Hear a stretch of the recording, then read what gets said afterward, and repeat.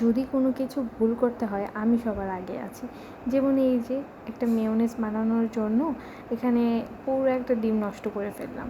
তো যাই হোক, নষ্ট হয়ে গেছে, তারপরে আবার ডিম পোস্ট করে নিলাম। তারপর এখানে তো কিছু রসুন দিলাম, আর হচ্ছে এখানে গুঁড়ো দিয়েছি, চিনি দিয়েছি, লবণ দিয়েছি, আর একটা শুকনো মরিচ দিয়েছি, আর একটু লেবুর রস দিয়েছি, আর গোলমরিচের গুঁড়ো দিয়েছিলাম, যেটা দেখানো হয়নি এখানে।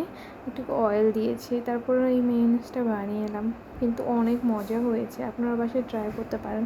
কিন্তু আমার মতো আকাম করে না ভাই, কী যে পরিমাণ কষ্ট হচ্ছে আমার, পুরো একটা ডিম নষ্ট করে ফেলছি।